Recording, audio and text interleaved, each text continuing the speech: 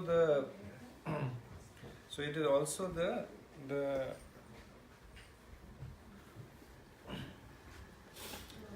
so it's also the 10th day after the Durga Puja, right? So they have the 9 days of Durga Puja, and the 10th day is that of Dussehra. So the word Dussehra, as in any Sanskrit term, it can mean more than one thing. So one of the meanings of Dussehra is Dushtahara. So Dushta means evil or impious, and Hara means that of removing it. So it is celebrated as the day of the victory of good over evil. So another name of Dussehra is also Vijayadashmi. So Vijay means victory. So another name for Dussehra is also Vijayadashmi. So like I said, one of the celebrations that is mostly done in the eastern part of India, and to some extent now the northern part, is that of the concluding of the 9 days of worship of goddess Durga. So this is the day on which Durga Devi she killed the buffalo demon by the name Mahishasur. So Mahishasur had this benediction, well, several benedictions, but he had this benediction of being able to change forms. And he would be sometimes appearing as a buffalo, sometimes as a Rakshasa, and there's a long description in the Quran of the battle. And ultimately, at the time when he is changing forms, Durga Devi kills him. Dussehra also means Dussehra. So Ravan had 10 heads, and one of his name was Dasananda, one with 10 hands. And on this day, the battle between Lord Ram and Ravan concluded, and Lord Ram actually kills Ravan on this day. So following this day, there is a gap during which Lord Ram, he concludes his activities in Lanka and then returns to Ayodhya. So the day that he actually reaches the outskirts of Ayodhya, that's the day of Choti Diwali. And on the day of Diwali, he actually enters into Ayodhya. So there is a gap of, I think, 14 days between Dussehra and Diwali. So as Vaishnavas, it is a big day of celebration for us, because it kind of represents the core tenet of our Vaishnava theology, which is that Krishna will protect. Krishna protects always. The principles of the principles of dharma. Krishna is always anxious to protect. And the pastime of the interactions between or the pastimes of Lord Ram is explained in great details in Ramayana. So Ramayana is where Valmiki he elaborates on the various leelas of Lord Ram, and it is also explained in what is known as Adhyatmik Ramayana. So Adhyatmik Ramayana, so Ramayana is 24,000 verses, and Adhyatmik Ramayana is close to 6,000 verses. It appears as a part of Bhavishya Purana. So, so many times when we talk about the pastimes of Lord Ram, they are mainly derived from these two sources. So the Ramcharitamanas that is composed by Tulsidas, he takes a little bit from both the Ramayans. He takes a little bit from Valmiki Ramayana and a little bit from Adhyatmik Ramayana. So there are certain pastimes that are there, and so there is a lot of overlap also, but there are some pastimes that are appearing in one end but not the other. Like the pastime of Lakshman Rekha, Lakshman making the Lakshman Rekha, that does not appear in Valmiki Ramayana. It actually appears in Adhyatmik Ramayana, and then it appears in Ramcharitamanas. So interestingly, when Valmiki was composing Ramayana, and he writes that himself, he was because Ramayana speaks about three principal characters, and he was in a little bit of a mental kind of a discussion with himself that what's an appropriate title that would describe this piece of literature that I'm writing. And then he settled on three possible names that reflects on the three focuses in Ramayana. So one was Paulastya Charitam. So anybody knows who Paulastya is? Grandfather of Ravan. Ravan's grandfather. Ravan's. So that is Pulastya Muni, and because Ravan is appearing in the lineage of Pulastya, he is called Paulastya. So a lot of Ramayana talks about Ravan, about his nature, his characteristics, his antecedents. So that was one of the names, Paulastya. The other name that he wanted to give, I forget the name, but it was something to do with Sita Devi. Because Sita Devi is... Sitaya Charitam. It could be Sita Charitam. Someone I'm forgetting. Sita Charitam or Janaki something. So it's that was another name, and the third was of course Ramayana. He finally settled on Ramayana. But the reason he discusses it because Ramayana talks as much about Lord Ram as it talks about Sita Devi and talks about Raman also. All of them give us very valuable instructions. The purpose of Krishna coming is to give us instructions. The reason he performs these pastimes is to illustrate to us the points that we want to follow and meditate on in our spiritual life. So today I wanted to. So all of us are familiar with the pastimes of Ramayana, but I wanted to speak a little bit about some of the so-called questions that arise in the minds and the hearts of devotees when they are reading Ramayana, and what do the acharyas speak about it.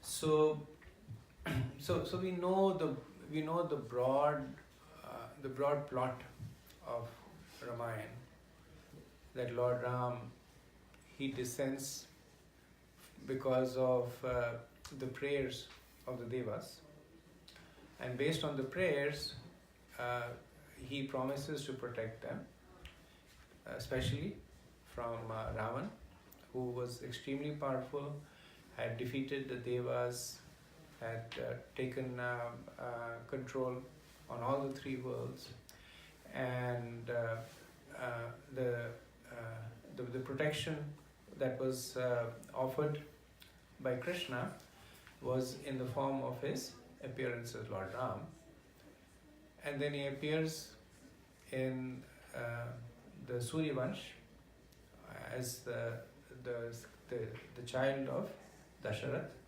along with his expansions, Bharat, Lakshman and Shatrughan. And then over the period of the events that unfold, He marries Sita Devi, he's banished to the forest, and Sita Devi is kidnapped by Ravan. Then Lord Ram, he engages in a battle with Ravan and finally defeats and kills Ravan, rescues Sita Devi, gets her back and reestablishes his positions. His younger brother Bharat was ruling on his behalf, and then he comes back and Lord Bharat gives the rule back to Lord Ram. So before we have a discussion on a little bit about the finer points that are made in Ramayana, wanted to have a preparatory discussion on dharma. That what do we, because essentially Ramayana, like any other scriptures, it is bringing forth to us that, because what do the Puranas and the Itihas do? The Vedas, they state the principles of religion. The Puranas and the Itihas, they illustrate it. So there may be a principle that of dharma that don't speak lies. And through different pastimes, that principle is illustrated. Perhaps through sharing the life of a personality who did not speak lies, what happened to him, another person who did speak lies, what happened to him, and so on and so forth. So, wanted to hear from you that when you hear the word dharma, what does that mean? It's a very often used word in different contexts, but when it is used in scriptures, it has a very core and essential meaning. And so just wanted to hear from you also, what does it mean when somebody says, what is your dharma, or you say, this is my dharma, what does it exactly mean? Follow the truth. The what? Follow the truth. Dharma is following the truth. Prescribed duties. Who said that? Pyani? Prescribed duties. Priya. Prescribed duties. Prescribed as in the scriptures. Nature of the individual. That is. The nature of the individual. I feel like our principles, The principles of? our What are moral the principles? rules and principles. What are our principles? Mhm. Following the scriptures. Yes, Following the scriptures. Thank you. something that holds you, right? Put bounds on what you should and shouldn't do. Moral righteousness. Moral righteousness. So basically injunctions and prohibitions. You can do this, you cannot do that. So they're all very, very relevant ways to address it. So when it all boils down to it, so dharma, the root Sanskrit word of dharma is dhrat. So dhrat means foundation. What makes us who we are. The essential foundation, the essential defining component of us. And in a way, and so that's where the complexity of dharma comes. In a way, that does not change.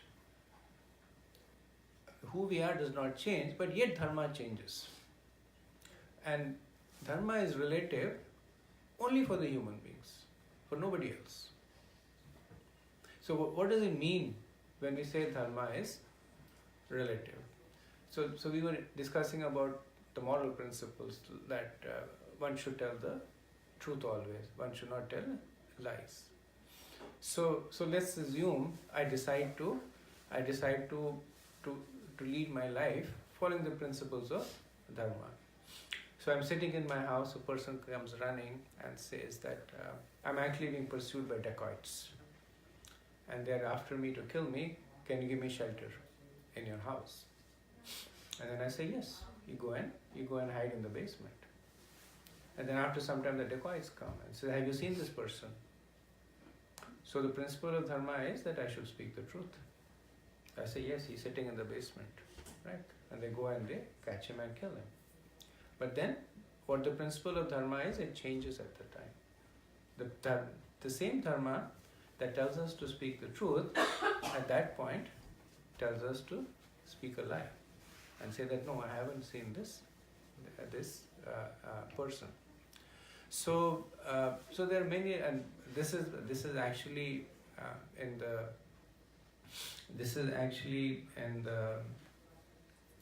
the Mahabharata, where there was a rishi, and I forget his name, but he had taken this vow to speak the truth, and the same thing happened to him. That he was sitting in his ashram, and there were people who were running, and after some time the dacoits came and they said, did you see people running? And he could understand they were pursuing them for their wealth. But because he had taken this vow to speak the truth, he said that yes, they went over there. So then the dacoits went after there and killed them, and because of that, he was cursed. He was condemned as not following the principles of dharma. So both Mahabharata and Ramayana, they help us understand this complex interplay between dharma. That what is it that we generally understand? How is it practically executed? When do we make what kind of compromises are there? So in the Bhagavatam, Yamraj, who is also called Dharmaraj, he makes this point, Dharmam tu sakshat bhagavad pranitam. So dharma is something that is given by Krishna himself. So as somebody had said, in the scriptures. So we cannot manufacture dharma. Dharma is what has been given in the 16th chapter of Bhagavad Gita. Krishna says that one who follows the principle of dharma is considered to be pious. Everybody else is impious. So he makes this clear distinction. That people who are living their lives whimsically, even if they're living their lives morally, if they're living their lives whimsically, he considers them to be impious. The criteria that he establishes is that those who follow the principles of the scriptures, they are pious. So when Lord Yamaraj, he says dharmam tu sakshat bhagavad pranitam, and the next 3 lines he says that nobody understands dharma. He says the demigods don't understand, the sages don't understand, the human beings, he says the demigods and the sages and the asuras don't understand, because asuras are also very learned. They're different mentalities, but they're very expert in the scriptures. So he says the suras don't understand, the asuras don't understand, the sages don't understand. What to speak about the human beings? Human beings are inferior to all these 3. So what to speak about the human beings, the Gandharvas and the Charans. So these 3 categories are inferior. So then one may say that the principles of dharma have been given, they're difficult to understand, so let me do whatever I feel like doing. So the very next verse, Yamaraj says that therefore you should follow the footsteps of the great personalities. Mahajanastu gatha supaktas. That because the principles of dharma are difficult to understand, you follow the footsteps of those who understand the principles of dharma. Who are these people? People like personalities like Lord Ram, like Sri Krishna. Personalities like Markandeya Rishi, like Sukadev Goswami. Personalities like Lord Shiva, Srila Vyasadeva. So these are great personalities who have understood the principles of dharma. And they illustrate this to us either like Srila Vyasadeva does in the Vedanta Sutras, that they try to illustrate this through principles, or they illustrate it through through anecdotes, through examples, as we see in the Puranas and Itihas. So, what are some of the points? So, when Lord Ram came in Ramayana, then he was Maryada Purushottam. So he was exemplifying human-like characteristics to the perfection. He was not unlike Krishna. Lord Ram, he never came as God. Krishna was always God. He was never pretending to be anything else. People knew that he was God. He said that he was God. In Mahabharata, within Mahabharata, in the Bhagavad Gita, he clearly says that Mamekam Sharanam Braj. Only God can say things like that, but not Lord Ram. Except for very, very few instances, Lord Ram, he never indicated his Ishwar Aishwarya. Sometimes, once in a while he did. Like when Samudradev was refusing to let him pass, and then he glanced, and then just by his glancing, the whole ocean began to boil. So then immediately the personality of ocean came and said that now I understand who you are. Please forgive me. For the most part, he kept his Aishwarya hidden. So just in the interest of time, I wanted to take up maybe a few incidents. So the killing of Tarka. So the first when Lord Ram begins his Leela as the Dushtadaman, as the killer, as the chastiser of the empires, the very first person that he kills is Tarka, on the instructions of his guru Vishwamitra. So there's an elaborate pastime in Ramayana that the battle is going on, and Tarka comes with the two sons, Subhahu and Marich. The battle is going on. Tarka is very, very powerful, and Vishwamitra, he knows the capabilities of Lord Ram, so he says, kill her. And Lord Ram does not. He hesitates. Why does he hesitate? The principle of Dharma says that if your guru asks you to do something, you should unhesitatingly do it. But Lord Ram, he hesitates. Why? Tarka was a lady. Because Tarka was a lady. And little bit more, Tarka was a lady, so as a Kshatriya, as a man, you don't harm a lady. But Lord Ram also wanted to show that the quality of compassion is very important. That by nature, it's the nature of a person to be compassionate to those who are weaker than you or who have taken shelter of you. Now Tarka was neither weaker nor had taken shelter, but as a woman, she had that position. So he ultimately does kill her. Vishwamitra says then, don't hesitate, kill her. And then he takes out his arrow and he kills her.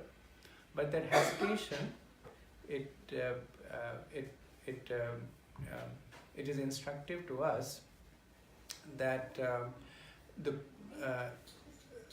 principles are a means to an end. What is the end? The end is that we develop a loving relationship with Krishna and his devotees. So what happens is that many times in following the principle, we lose vision of the end. So we become so much absorbed in the do's and the don'ts, in the niyamagrahas and the niyamagrahas.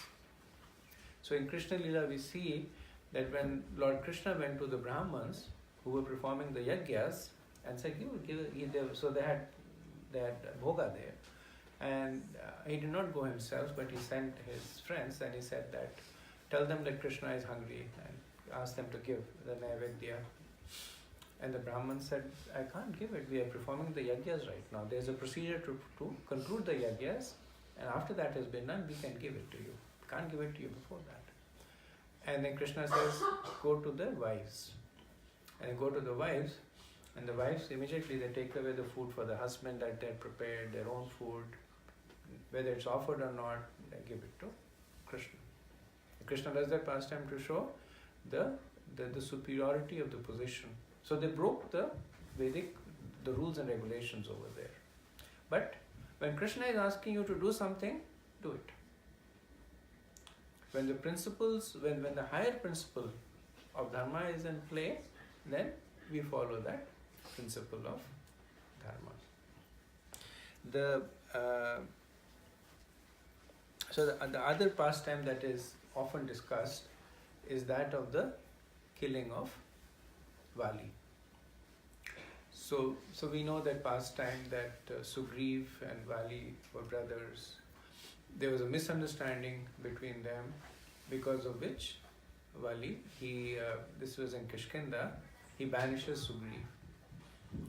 And Lord Ram, he establishes an alliance with Sugriv, and Vali had this benediction that anybody that he would fight with, half the strength of that person would come to him. And the person would lose half the strength and it would come to him. And Vali himself was very, very powerful. So it was impossible to defeat him.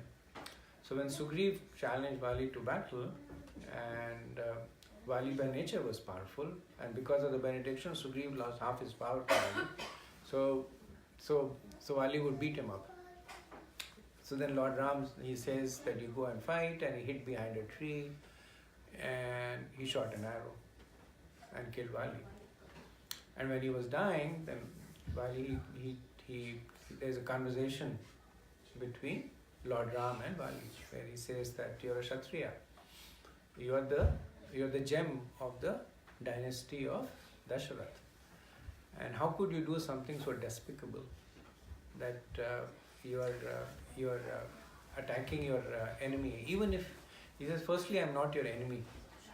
There is no enmity between us. So there was no reason for you to take this position. But even if for some reason you have established alliances with my brother and taken enmity from me, then you should come in front and fight with me as a Kshatriya. You should not hide behind a tree behind my back and shoot me. So, and Vali was right, that's the principle of dharma. So how do we understand this infringement by Maryada Purushottam on the principle of dharma?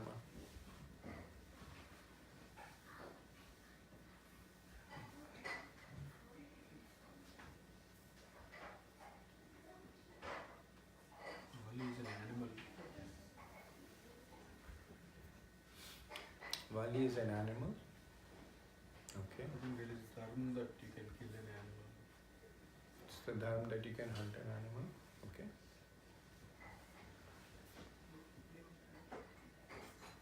There was a bigger ulterior motive to it. But, yeah.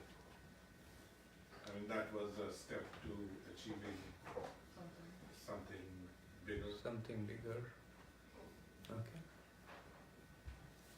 What else? Parikshit? It was an unfair fight. It was an unfair fight between Sugriv and Vali. Yeah, that's one minute. Okay. And as you said, Prabhuji, like Dharma said to show compassion to the weaker one. So Bali, anyway, he's taking hard the power. Mm. I mean, so in that sense, Sugriva is weaker. So Lord should give more compassion to the Showing compassion. Yeah. Like Lord Ram already, because Sugriva was taking his shelter, so he has to protect him. To protect him. Yeah. So I think we have the main point. So Lord Ram makes 2 points. 1 point are made by the Acharya. So one point that he makes is that as a Kshatriya, it's okay for me to hunt animals. And so Vali belonged to the race of Kim Purushas. Kim Purushas are Kim Purushas, they're not really animals, but sometimes they're considered to be superior to humans. Kim means are they? Kim means, it's a question mark. Kim Purushas means are they Purushas? Because they're kind of like Purushas, but not like Purusha. But Lord Ram makes this point, that when I go and hunt in the jungle, then I stalk the animal. And when the opportunity comes, then I shoot the arrow. The second point he makes is that Sugriv has taken shelter of me. And the acharyas say that the real reason that Lord Ram does that is to indicate that to protect his devotees. So ultimately, what Lord Ram did was not right. Despite the tark, so dharma has a lot of tark in it. Tark means like lawyers.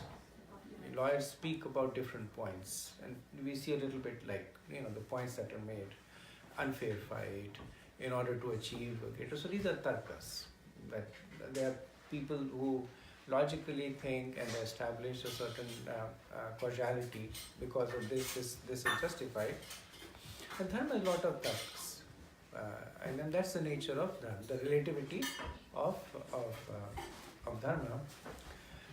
But ultimately, what Lord Ram did was not right. We should not, because if you follow the debate between Lord Ram and Vali actually wins the debate. Because everything that Lord Ram says, Vali has a counterpoint to that. He says, Lord Ram says that I established a treaty with Sugriv. Vali says, did you come to me to establish a treaty? I did not say no to you. If you wanted help in defeating Ravan, I can single-handedly get Ravan to you. And Vali was not boasting, because in the past there was a battle between Ravan and Vali negligently he defeated Ravan. He was so powerful. Because Ravan was once, when he was on his conquest mode, he was trying to find out who are the most powerful warriors. And somebody said in Kishkinda there is this Vanar by the name of Vali. And so Ravan started stalking him. So Vali in the morning, he would go to the 4 places on earth to do Surya Namaskar.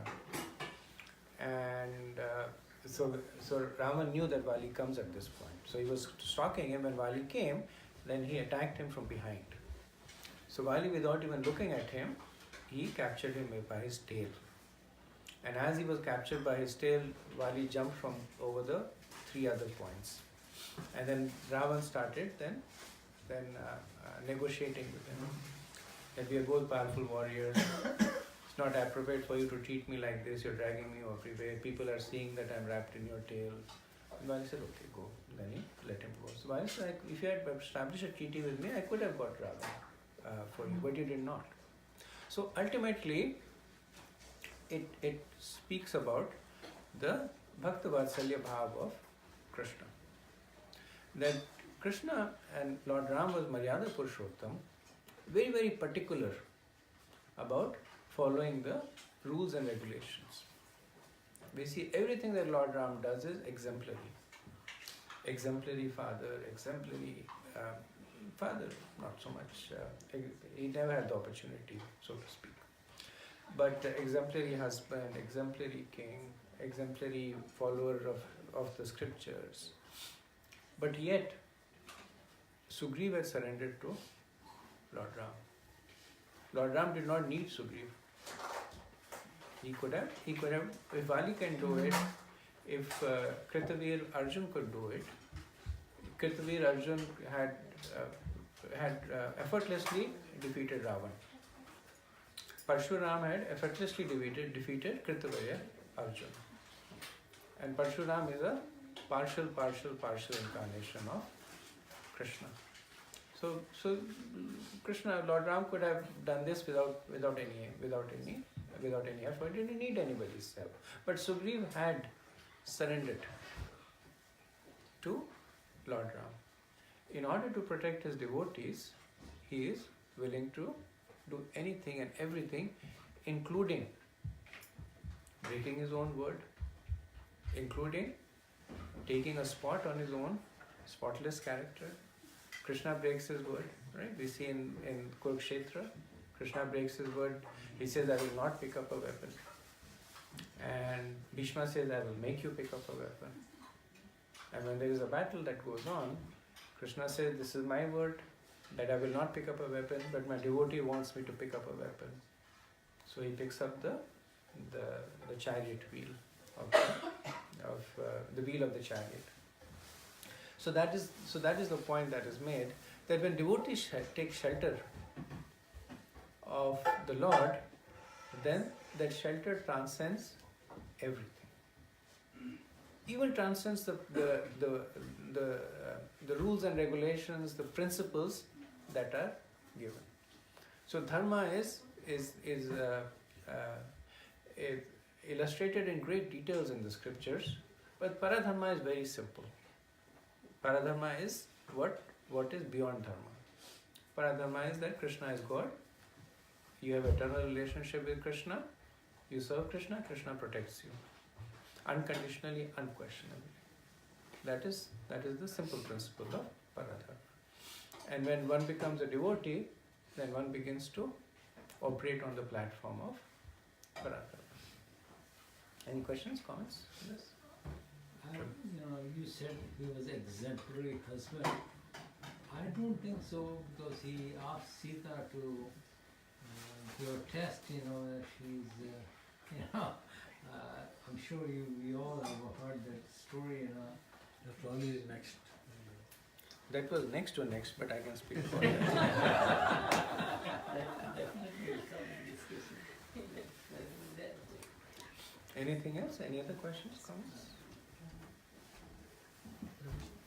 You mentioned that Ram, whatever he did is adharmic in terms of killing the Vali, right?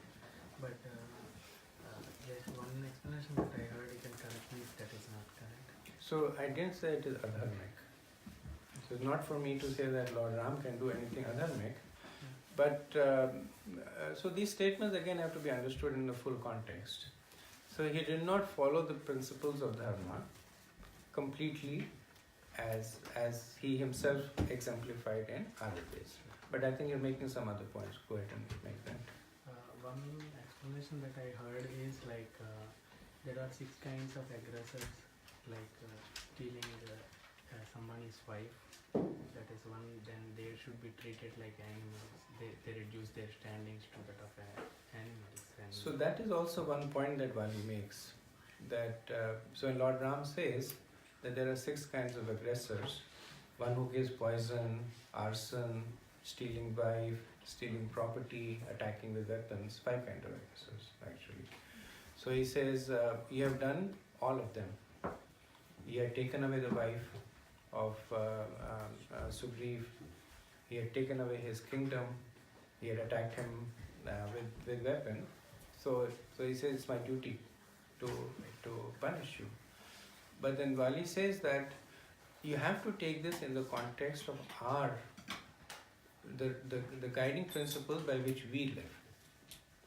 Because when Sugriv had driven away Vali, Sugriv had taken Vali's wife. Right? So he says this is the principle by which we live. That the conqueror takes the wife of the conquered.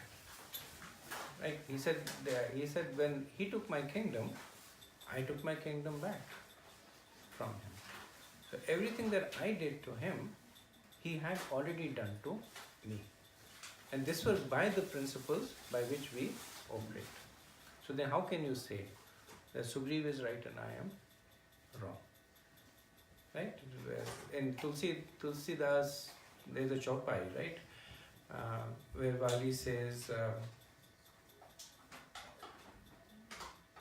"Me veri Sugriv pyara, kahe karan mohe Ram ne mara." He says, "Me veri," that you have made me enemy, Sugriv pyara, that you have made Sugriv your friend. Kahe karan mohe Ram ne mara. What's the reason why Ram? So he's at this point speaking derisively. He's saying, you're God. Right? Why did you kill me? Sugriv, Vali understands Lord Ram's position. That's why he asks for benedictions from him after that. Right? So he understands Lord Ram's position. At the end of the whole debate, he says, everything that you say, I accept as true. But please give me these benedictions. So he understands the position. But the point you're making is valid, that this particular pastime, to some extent these pastimes are enacted for our benefit, to understand, just like when lawyers they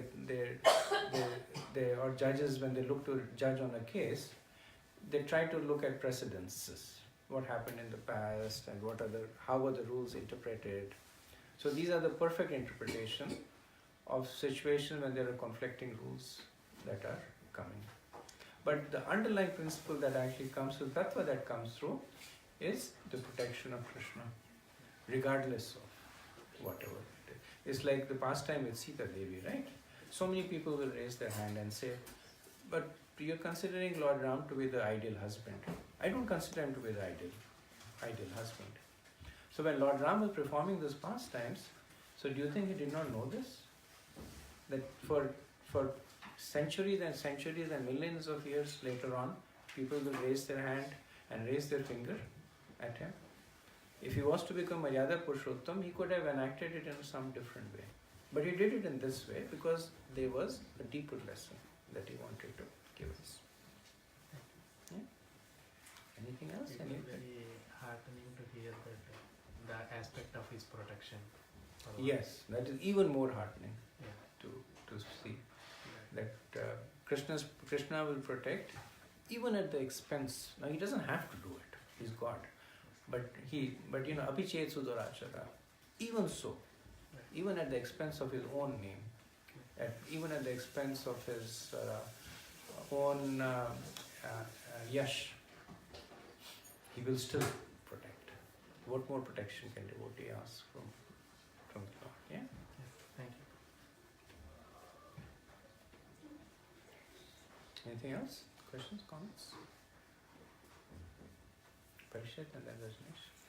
So the level of protection that we get is proportional to the level of surrender, right? Yes. Because Sugriva and Arjun, they were pure devotees. Yes. So they got a different level of protection. We should not assume the same for us, for ourselves. Yes.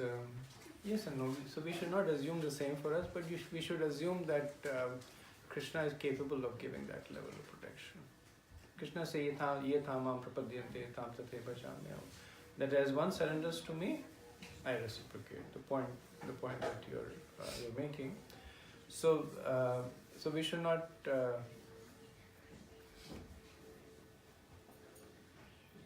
So we should not. So we should not assume that we start doing impious activities or we put ourselves into like very very dangerous situation and say Krishna will protect. He'll protect in accordance to how much we are internally surrendered. But then we also know that Krishna is capable of protecting, and the proportionality is not an equivalent proportionality. It's not that you surrender X and Krishna's protection is X. So proportionality is an exponential proportionality. You protect X, Krishna protects 1 million X. You protect 2X, Krishna protects 20 million X. So sometimes the metaphor used by the acharyas is you take one step to Krishna, Krishna takes 10 steps towards you. Your steps are tiny steps, Krishna has 3 karma. In 2 steps he stepped all over the universe. So he has big steps. And not only does he has big steps, but for 1 step you take, he takes 10 big steps. So that's the underlying principle that's coming through. But the point you make is very important for us to understand, to keep that balance in mind. Rajneesh? Yeah, Prabhu, I was just trying to derive the message for us when you mentioned that Lord Rama is Maryada Purushottam and exemplary. So even that Leela get manifested that even if you are right in one way, not everybody will endorse you. And because there is all the variety in this world, and even you can't satisfy everyone. So I mean, there is a message from our perspective also. Whatever we do in our life, we have to have our faith and our understanding correct. Not that everybody will endorse us and we will get all the fame. So we So have you're to saying also act in that fashion. that Like way. we have to do right, irrespective of whether what others will think. So you're of us. saying it doesn't have to be like a popularity contest that you get everybody's vote in. Yes. And I agree with you. Only thing I would add to that is when you say that when we do what we think is right, then that thought process should be anchored on Yeah. the basis of what the scriptures tell us. Right. Right. Otherwise, it'll be everybody saying that So that is true. I think that is. And I agree with you. That But is yeah, right. even if we are doing that, and in that process also there will be people who will view it not you and not as right or correct, True. True. right? So we should not get deviate, and we should not try to satisfy everyone. Right. Like you said, everybody was raising hands or their fingers, and Lord Ram did something, Yes. and it had a purpose. Yes. But many people won't understand it. True. True. Thank you. That's a good point. So some of the lessons that come through in Ramayana is with respect to Lord Ram's interaction with Sita Devi, and we see that in a few different perspectives. One happens is when Lord Ram, he finds that Sita Devi has been kidnapped, that she's gone. So at that time, so what happens to Lord Ram when he finds that Sita Devi is gone? What does he do? He cries, right? He laments. And what is the kind of lamentation? It's completely bewildered lamentation, right? He's going to the trees and asking, "Have you seen Janaki?" He's going to the stones and asking them. And when Lord Ram is lamenting like that, Durga Devi, Parvati Devi actually, she becomes bewildered. So she's is my So today, Lord Ram, he's Lord. Why he was not able to forecast what happened, or maybe in the human form or something? why he was not able to forecast. It's a good question. So let's hold on to that. And Maybe knowingly. yes. So let's hold on to that. So when Lord Ram is lamenting like that, another person who gets bewildered is Parvati Devi. So she's sitting with Lord Shiva, and Lord Shiva, he's following the pastimes of his worshipable Lord. Lord Vishnu is worshipable by Lord Shiva. He's following it with lot of interest, keenness. So Parvati Devi is looking at Lord Ram, and then she turns to Lord Shiva and says, "Are you sure this is Lord Vishnu?" Lord Shiva, "Yes." And he says, "But look at him, look at the way he's crying. That even a Brahman will not cry. Brahman by nature is sober. The sign of sobriety is equanimity in happiness and distress. Even a Brahman will not cry like that. And you're saying this is Lord?" He said, "Lord said, yes, I'm telling you it's Lord." And then she watches for a few more time and he's lamenting even more. She said, "Are you sure?" And Lord Shiva said, yes, I'm sure." So then Parvati Devi, she does what most wives do, is that she decides not to believe her husband. And she takes the form of Sita Devi, and she comes and she plants herself on where Lord Ram is traveling around. She plants herself over there. So then Lord Ram comes, he sees Parvati Devi as Sita Devi, and immediately he gives her obeisances, because he's in the role of a Purush at the time, and he addresses her as Parvati Devi. He gives her obeisance, addresses Parvati Devi, and carries on. So then Parvati Devi understands the position of Lord Ram. No. So he's God. He knows everything, but yet he is doing that. Why was he doing it? The point that Mataji is also asking, that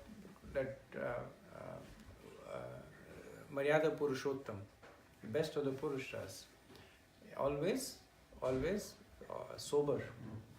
So even if you keep aside the divinity of Lord Ram, that he is able to, he knows what is happening. Even if you take that aside, but he's coming as an ideal person. Important quality of the ideal person is to display the quality of equanimity, but he does not. Why not? He really loved her. Because He really loved her. he loved her. Okay, so this is the same person who was saying that Lord Ram is. So the reason Lord Ram did that was because of this reason. Because people would say that Lord Ram was unfair to his wife. But Lord Ram performed that pastime. One was to demonstrate his love for Sita Devi. So 2 points that he wanted to make. The first point may get me into some trouble. I'll speak about the second point first. The second point was that all the qualities of Krishna that he has, they are secondary to the Bhakta Vatsalya quality of Krishna. Krishna has 64 qualities. He has so many Aishwaryas that he can think and create a universe. He can think and annihilate whole creations. That he has the ability to achieve everything he wants without endeavoring in the least. So many qualities he has. All of them are secondary to the quality of Bhakta Vatsalya. The few times where in Ramayana where Krishna gets angry is because he sees his devotee put into some kind of anxiety. Or when you see Lord Ram not maintaining his dhira, is not when he was put in any anxiety himself. When Ravan was attacking him, Lord Ram was okay. When Lakshman became unconscious, then Lord Ram has a whole different mood. When Sita Devi was kidnapped, when you see the different mood of Lord Ram. And he's talking to Lakshman that he's glorifying her qualities.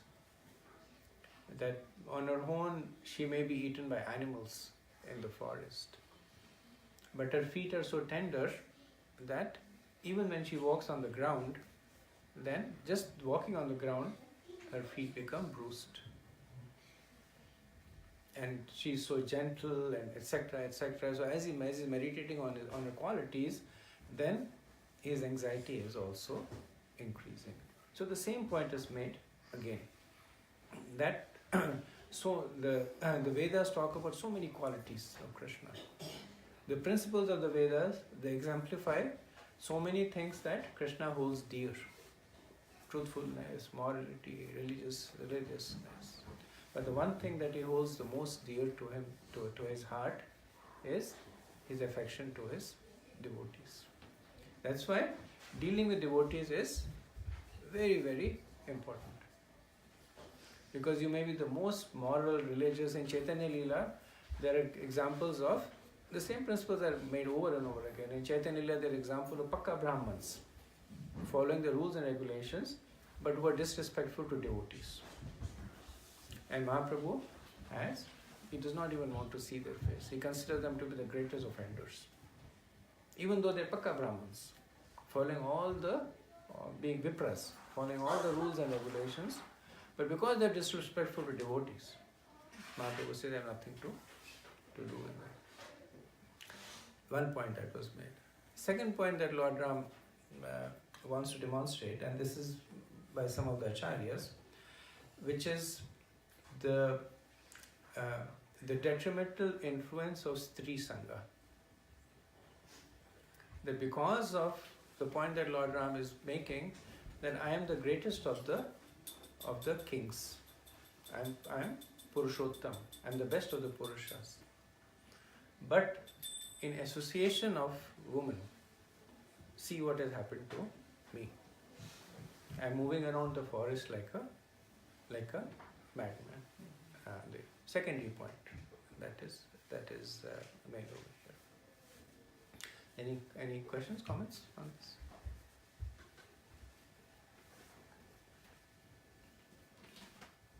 Okay. I think the women will have a small section to that last statement that you made. Everybody's very quiet, but I was thinking, wrong. It's not fair. But I think like he was so happy, like he Mataji, you triggered. Shastras and astras. So it's not be taken in a bad way. So there's of course a lot of discussion on this. What is the principle by which dharmically a man associates with a woman? And I think that you're also alluding to the same principle, that the association is one in which both the man and the woman, they nourish each other's spirituality and they help each other's journey. Sita was very wisdom of that. Sita Devi was an emblem of that, so was Lord Ram. So that's why it is said, this is the task, this is the secondary point that is made, that Stri Sang can bewilder the most, the person with even with the most level of equanimity that is there. Now Lord Ram did not stay in that position, right? Because when he rescued Sita Devi, then he actually says this to her. He says that this great battle was not fought because of you. This great battle was fought to establish that truth will always vanquish evil. So he makes that point at the time. I mean, not that Sita Devi was saying that thank you for killing Ravan for me. She was making that point. But Lord Ram says that for us, for our benefit. So this battle is not fought because of you. It's been fought because of Dharma. There. Okay, anything else? Just be careful, you're on Facebook, me too always on. So Prabhu, let me ask you a question to balance Be that. careful. Was there an instance where Lord Ram was helped by the association of Sita Mataji? Is there an instance?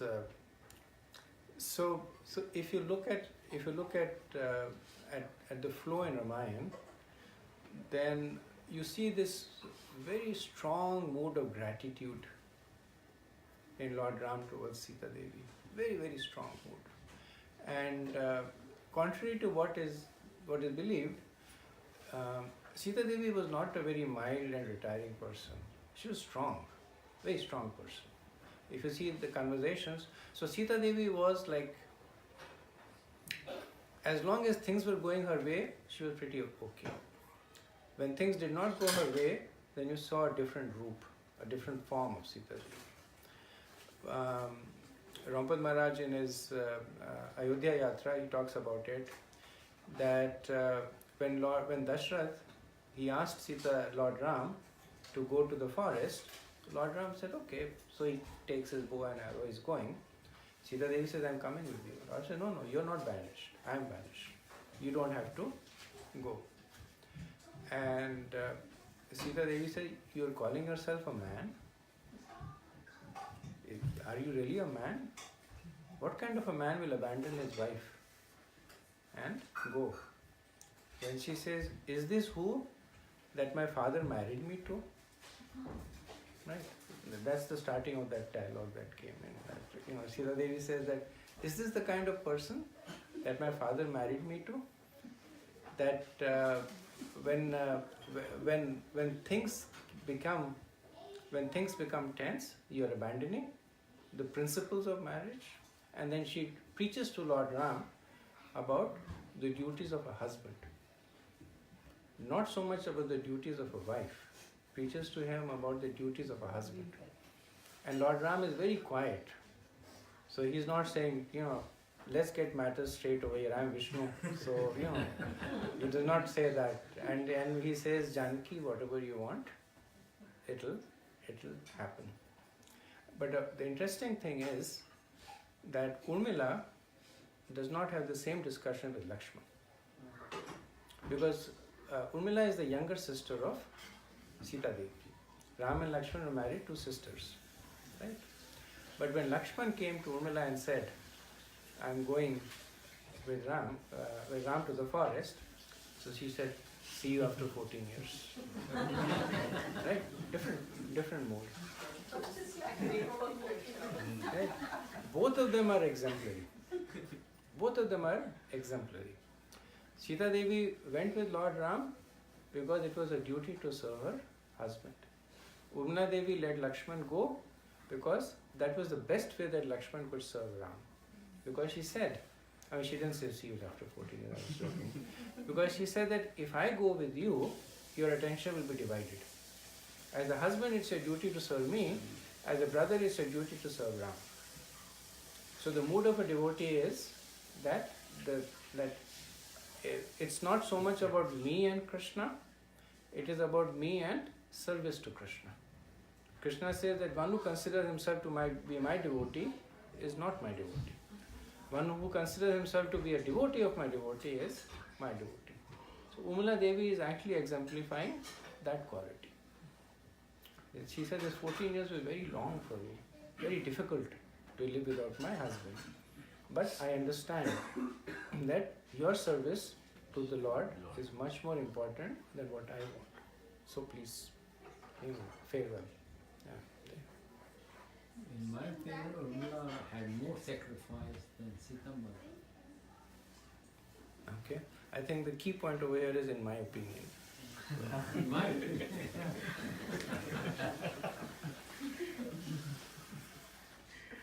Anything else? Any other points? You also feel. I also feel the same way. I think the Rama Devi was more, she was satisfied more than Sita Devi. So she let her husband go and It's a point for discussion. There's when you're talking about the activities of great people, it's difficult to grade them because when you look into the sky, it's difficult to say that this star is higher than that star. They're all high. They're all luminous and high. So these are all very, very great people. It's difficult to say. And we could have a discussion that Sita Devi was living in the jungle. She was wearing barks, and she was living in so much of trials and tribulation, anxiety. Urmila Devi was having, she was in the palace spa, having a good time over there. So you could have a discussion there, but it's a mostly an intellectual discussion. They're all great people.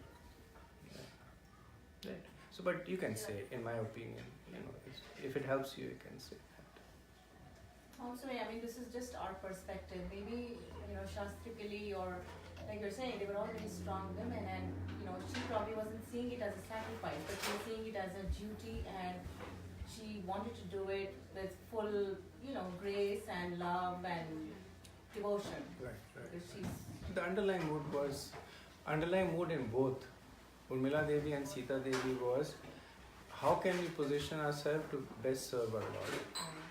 Sita Devi's position was, along with Lord Ram, Urmila Devi's position was, by letting my husband go. But the underlying mood was exactly the same. What can I do to best serve the Supreme Personality? Here, the question of dharma, the dharma for Urmila was different from dharma for Sita Devi. Yes. And that's why dharma is not to be considered as so only for humans is dharma open to interpretation. For animals it's not, right? It's the dharma of a tiger to eat meat. It will starve, it won't give up its dharma. Dharma for a cow to eat grass. There's no grass, it will start. Don't give up its dharma. Humans will, because of their intelligence. Even amongst the humans, the higher they go, the more the interpretative aspect of dharma comes in. The dharma of a king is much more nuanced than the dharma of a soldier. Right? The soldier is, you go and fight there, the soldier will fight. The king has many more aspects to consider. The dharma for a devotee is even more nuanced. The Srimad Bhagavatam, it is brought forward so many times. Right? When Krishna in Bhagavad Gita, Krishna says, Sarvadharma Parityajaya. That's a very scary statement. In Kali Yuga, maybe it's not, because by nature we are Sarvadharma Parityajaya. But, but otherwise it's a very scary statement. Saying that the human form of life, Krishna says in Bhagavad Gita, the human form of life is based on your following of dharma. Now you're saying Sarvadharma Parityajaya, what is the future for us? Right. So that's why it's even much more nuanced for when you move up the self-realization chain. Also, I was just trying to compare the time span. For Treta Yuga it was 10,000 years, right? So 14 years of 10,000 years is not such a probably a big deal. This is just 14 years. We're seeing it from our perspective, where human lifespan is 100 years max, right? So 14 years is 14 years. If you look at the conversation, so Lakshmana is a little bit fiery, right? So when he found out that Lord Ram was banished for 14 years, he said this is a banishment for life.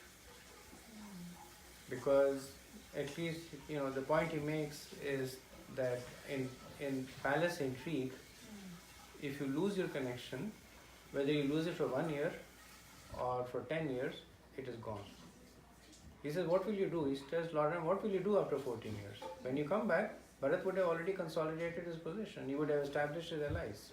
And most probably, while you're gone for 14 years, he's the emperor, you're living as a hermit in the forest, he'll kill you.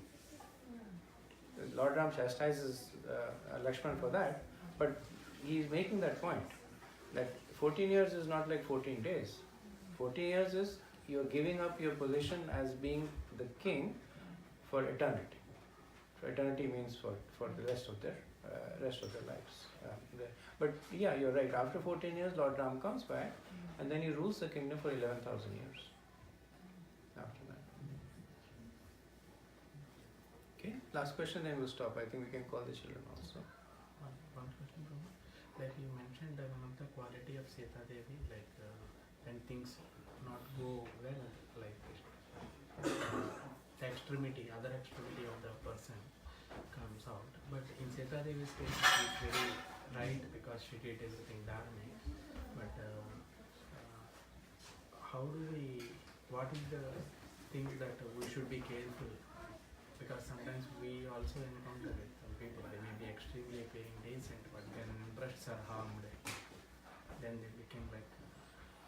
So when we see this more ugra roop of Sita Devi coming up, then the underlying motive or the driving principle is her service.